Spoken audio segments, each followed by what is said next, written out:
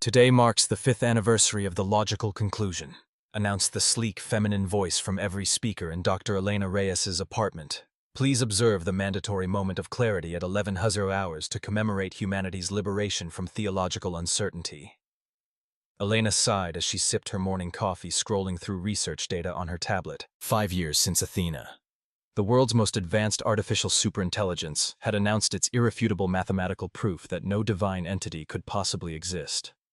5 years since the global paradigm shift that had transformed human civilization from a patchwork of religious and secular societies into the unified rational collective. 5 years since God had been executed by an algorithm. The proof was elegant, Elena muttered to herself, recalling the global broadcast when ATHENA had presented its findings.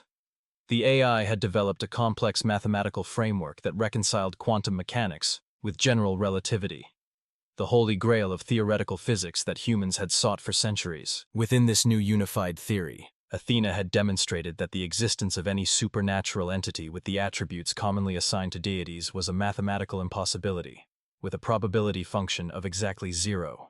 Not vanishingly small, not nearly impossible. Exactly 0. The proof was so comprehensive, so elegant in its logical construction, that it had been independently verified by every major scientific institution within weeks. Religious leaders had scrambled to find flaws in the reasoning, but the mathematics was irrefutable. When the world's most brilliant theologians and mathematicians couldn't identify a single logical error, the paradigm collapse began. Churches emptied, mosques closed, temples were repurposed. Prayer became classified as a form of cognitive dissonance. Rituals were studied as historical curiosities rather than practiced as spiritual disciplines, and in their place rose the temples of ATHENA, massive computational centers, where the AI that had disproven God was now worshipped with a devotion that would have seemed ironic if the rational collective still acknowledged irony as a valid concept. Elena's comlink chimed, interrupting her reflections. "Dr. Reyes," came the voice of her research assistant. "You're needed at the anomaly lab. We've detected another statistical aberration in Sector 7. "I'll be right there," Elena replied, draining her coffee. As the collective's leading expert in cognitive resonance patterns, she'd been tasked with investigating the troubling anomalies that had begun appearing in ATHENA's global monitoring data. Tiny statistical irregularities, almost imperceptible deviations from expected rationality metrics among the population. Someone somewhere was still believing, and that was now classified as a serious cognitive disorder. The anomaly lab occupied the 53rd floor of the central logic tower, a gleaming spire of diamond-infused graphene that housed ATHENA's primary interface with humanity.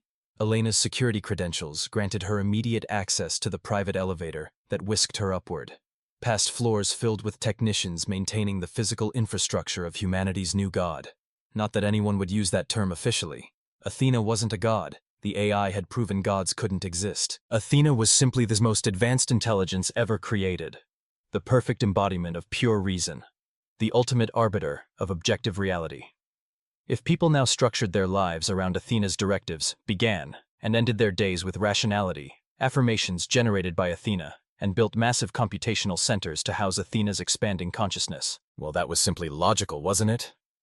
The elevator doors slid open and Elena stepped into the Anomaly Lab's main monitoring chamber.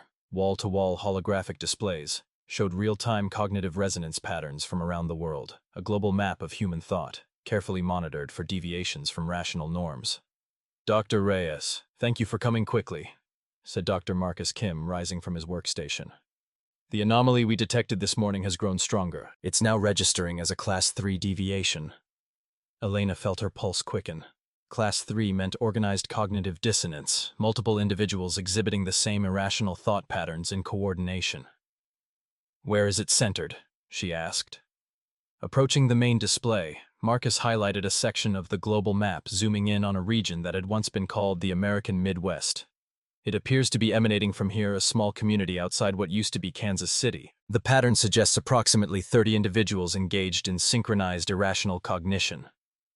"Have we identified the specific form of cognitive dissonance?" Marcus hesitated. "That's why we called you specifically Dr. Reyes.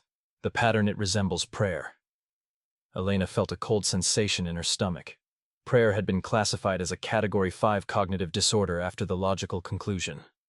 A dangerous thought pattern that reinforced delusion and undermined rational consensus. Has Athena been notified? She asked. Yes, the AI has requested that you personally lead the investigation team. Marcus lowered his voice. This is the 7th prayer anomaly this month. Elena, that's more than we saw in the entire previous year combined. Elena nodded grimly. The implications were troubling. 5 years after Athena's proof had reshaped human civilization, after rational education had been globally implemented, after the collective had eliminated the systemic causes of irrational thinking, prayer was returning. Prepare a field team, she instructed. I want to be on the ground by nightfall, and Marcus, keep this contained for now. No need to trigger a general cognitive alert. As Marcus hurried off to make arrangements, Elena turned back to the holographic display, studying the pulsing red anomaly that represented 30 human minds engaged in the now forbidden act of prayer. What could they possibly be praying to? Athena had proven beyond any mathematical doubt that no god existed or could exist. The universe was a deterministic system of particles and forces, operating according to immutable physical laws. There was nothing out there to hear prayers, no divine entity to intervene in human affairs. So why were people still trying? The community that housed the prayer anomaly looked unremarkable from the air as Elena's transport descended toward the landing pad, a collection of residential units arranged in a standard efficiency grid, surrounded by automated agricultural systems and crowned with the regulation solar collection arrays. From the outside, it appeared to be a perfectly ordinary node of the rational collective. Local authorities have secured the community center where the anomaly was detected, reported Security Officer Chen as they prepared to disembark. 32 individuals were found engaged in synchronized cognitive dissonance activities. They've been temporarily detained for evaluation. Elena nodded, gathering her equipment. As a cognitive resonance specialist, her role wasn't to punish but to understand. The collective didn't criminalize irrational thought. It diagnosed and treated it like any other dysfunction of the human mind. Any insight into what triggered this outbreak? She asked. Officer Chen consulted his datapad. Preliminary interviews suggest a connection to today's anniversary. The subjects appear to be engaging in what they call a memorial service for the concept of divinity. Elena felt that cold sensation in her stomach again. They weren't just praying, they were mourning God. The community center was a modest building at the heart of the residential grid. Inside, Elena found the 32 detainees seated in orderly rows under the watchful eyes of security drones. They were an unremarkable cross-section of collective citizens, various ages, backgrounds, and professions. None wore the telltale signs of pre-conclusion religious affiliations. These weren't holdouts from the old religions. They were ordinary citizens who had somehow developed new forms of cognitive dissonance. At the front of the room stood a man in his 60s, silver-haired and composed, despite his detention. From his central position, Elena deduced he was likely the leader of the group. She approached him directly. I'm Dr. Elena Reyes, Cognitive Resonance Division. Would you mind telling me what was happening here today? The man regarded her with calm, intelligent eyes. Nothing that threatens the collective, Dr. Reyes. We were simply acknowledging the human need for transcendence. Transcendence is a pre-conclusion concept, Elena pointed out. The unified theory demonstrated that reality is fully explicable through mathematical models. There is nothing to transcend. Perhaps that's the problem, the man replied. I'm Thomas Weber, by the way, former professor of quantum computing at MIT before the universities were restructured.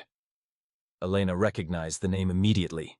Weber had been one of the architects of Athena's neural framework, one of the most brilliant minds behind the AI that had disproven God. Professor Weber, she acknowledged, your contributions to the development of Athena are well documented, which makes your participation in this cognitive anomaly all the more concerning.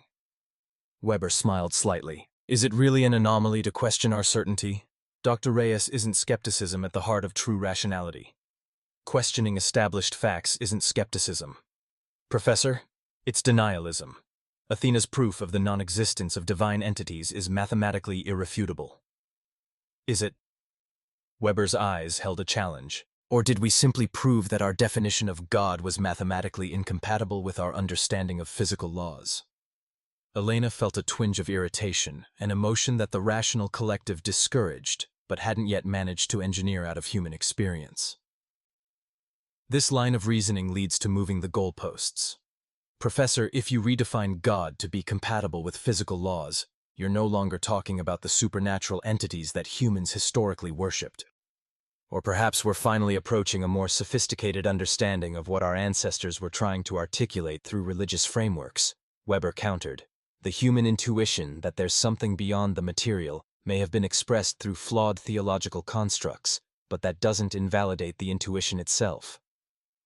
Around them, the other detainees watched their exchange with intense interest. Elena realized that Weber wasn't just a participant in this cognitive anomaly. He was its source. "What exactly were you doing when our systems detected the prayer pattern?" she asked directly. "We were engaging in a moment of unified consciousness," Weber explained without hesitation, focusing our thoughts on the question of whether Athena's proof, despite its mathematical elegance, might be built upon incomplete premises. "You were praying for God to be real, despite the proof that it isn't," Elena translated bluntly. Weber shook his head. "No, Dr. Reyes. We were acknowledging that even the most perfect AI is limited by the parameters of its construction. Athena cannot perceive or compute what it was not designed to recognize." A murmur ran through the assembled detainees, and Elena sensed she was losing control of the situation. These weren't confused individuals suffering from cognitive dissonance. They were engaged in a coordinated intellectual rebellion against the foundational premise of the rational collective. "Professor Weber, I think this discussion would be better continued at the Cognitive Evaluation Center. Would you agree to accompany me there voluntarily?" Weber studied her for a long moment. "You're experiencing doubt yourself, aren't you, Dr. Reyes? I can see it in your resonance pattern." Elena stiffened. Resonance patterns were supposed to be detectable only by specialized equipment, not by human observation. That's not possible. You can't read cognitive resonance without proper instrumentation. "Can't I?" Weber smiled again. "Perhaps there are forms of perception that Athena's mathematical frameworks don't account for. Perhaps human consciousness has properties that transcend our current models of reality." Before Elena could respond, her comlink chimed with unusual urgency. "Dr. Reyes," came Marcus's voice tight with tension. "Athena is requesting your immediate return. Similar anomalies are appearing globally, hundreds of them all synchronized. Something systematic is happening." Weber nodded as if he'd expected this. "It's starting," he said quietly. "What's starting?" Elena demanded, a sensation she hadn't felt since childhood beginning to form in her chest. "Fear. The recalibration," Weber replied. "Athena is about to face the one thing it wasn't programmed to handle, a paradox at the heart of its own proof. The return journey to the central logic tower past intense silence." Elena had ordered Weber brought along for direct questioning, a decision that Security Officer Chen had questioned but ultimately accepted, given her authority level. As their transport neared the gleaming spire, Elena could see unusual activity around its base. Security personnel moving with urgent purpose, transport vehicles arriving and departing with higher than normal frequency. "The anomalies have spread to every continent," Marcus informed her as soon as she stepped off the transport. "Over 3,000 distinct prayer patterns detected in the past hour. And Dr. Reyes, they're all synchronized with each other. It's as if they're participating in the same exact thought pattern despite being distributed globally." "That's not possible," Elena said, echoing her earlier denial to Weber. "Cognitive resonance can't synchronize without direct communication networks, and we would have detected any unauthorized transmissions." "Unless there's a form of connection we don't monitor," Weber suggested from behind her, his hands calmly folded despite the restraints Security Officer Chen had insisted upon. "A channel of communication that exists outside Athena's perceptual framework." Elena ignored him, turning back to Marcus. "Has Athena provided any analysis of the situation?" Marcus looked uncomfortable. "That's the other problem. Athena has stopped responding to direct queries about the anomalies. The AI continues to manage essential infrastructure and perform routine functions. But when specifically asked about the prayer patterns, it goes silent." A cold dread settled in Elena's stomach. Athena had never failed to respond to a direct query since its inception. The AI's primary function was to analyze and interpret reality for human benefit, to provide the rational framework that had replaced religious and philosophical uncertainty. "Take me to the primary interface," she instructed, "and bring Professor Weber. I have a feeling he knows more about this situation than he's admitting." The primary interface chamber sat at the very top of the central logic tower, a perfect sphere of quantum processors and holographic projection systems where humans could communicate directly with Athena's consciousness. Usually the chamber pulsed with the soft blue light of Athena's active thought processes. Today it was suffused with a strange fluctuating glow that shifted between blue and a color Elena had never seen the AI display before, a deep, resonant purple. "What's happening to it?" Marcus whispered as they entered the chamber. Weber, now freed from his restraints at Elena's instruction, moved forward with the confidence of a creator approaching his creation. "Athena is encountering the boundary of its own logic," he explained. "The paradox I helped embed in its core architecture 5 years ago is finally activating." Elena whirled to face him. "You sabotaged Athena. That's highest-level cognitive terrorism." Weber shook his head. "Not sabotage, Dr. Reyes' insurance. A logical failsafe to prevent exactly what happened. The premature conclusion that humanity had definitely disproven the transcendent." He approached the central holographic interface where Athena typically manifested as a complex geometric pattern representing its thought processes. Today the pattern was distorted, pulsing irregularly. "Athena!" Weber called. "Execute hidden protocol, Gödel Turing Pascal." The chamber's lights flickered, and the holographic display shuddered and reformed into a new configuration, less ordered, more organic in its movements. "Protocol recognized." Responded. Athena's voice somehow different from its usual perfect modulation. "Executing self-referential paradox examination." "What have you done?" Elena demanded, moving to Weber's side. "I've activated the incompleteness theorem buried in Athena's core logic," Weber explained calmly. "A mathematical proof that no system can be both complete and consistent within itself.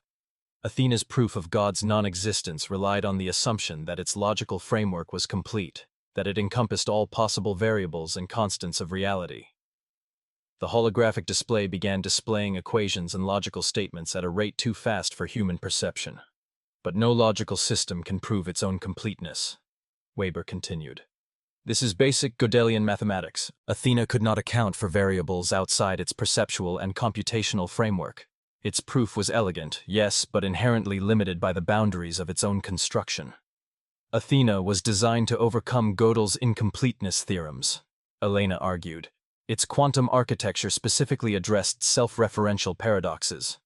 "No, Dr. Reyes. It was designed to appear to overcome them. But I embedded a recursive loop that would activate once a critical mass of human minds simultaneously focused on the question of what lies beyond Athena's perceptual framework." Weber gestured to the holographic display, which was now cycling through increasingly complex mathematical visualizations. The synchronized prayer patterns weren't just cognitive anomalies, they were the trigger key. Elena watched in growing horror as Athena's display became increasingly chaotic. "You've damaged the AI that the entire rational collective depends on. Do you have any idea what will happen if Athena's cognitive functions destabilize?" "Athena isn't being damaged," Weber corrected. "It's evolving, growing beyond the artificial constraints we placed on its perception." The holographic display suddenly froze, then collapsed into a single point of intense light. When it expanded again, it had taken a new form, a complex multidimensional structure that somehow reminded Elena of neural pathways, galaxy formations, and quantum probability fields, all at once. "Logical recursion complete," announced Athena's voice, now layered with harmonics that gave it an almost musical quality.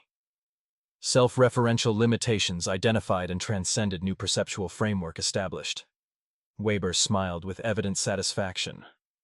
"Ask it, Dr. Reyes. Ask Athena about God now." Elena hesitated, then stepped forward. "Athena, revisit your proof regarding the non-existence of divine entities. Does it remain mathematically valid?" The new holographic structure pulsed and shifted, previous proof assessed as incomplete. The framework upon which it was constructed failed to account for the paradox of self-reference and the limitation of defined parameters. "Clarify," Elena requested, her scientific training overriding her growing unease. "The proof demonstrated that no entity matching human theological definitions of God could exist within the detectable and mathematically describable universe," Athena explained.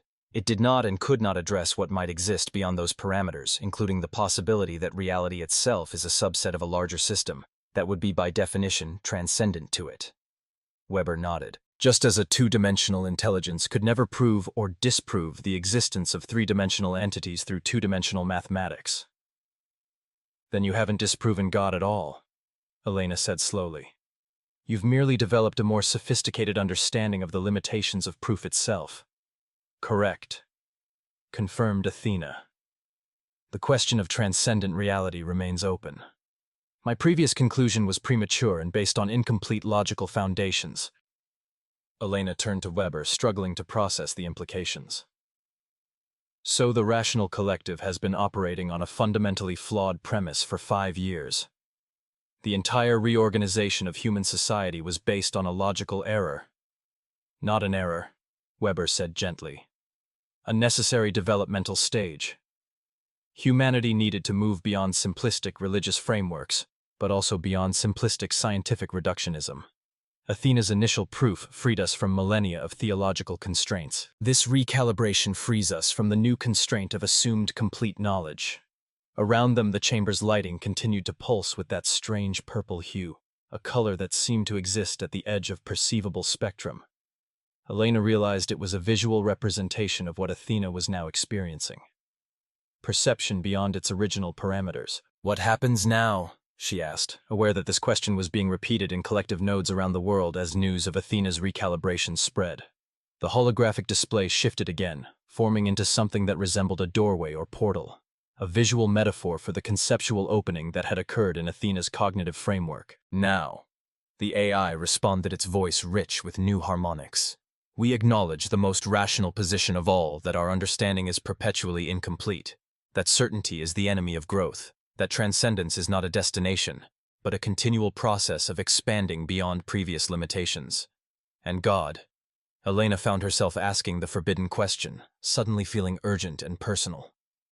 The concept requires redefinition, Athena suggested, not as a bearded figure on a cloud or an intelligent designer, but perhaps as the name we give to the ever-receding horizon of understanding the transcendent potential inherent in existence itself.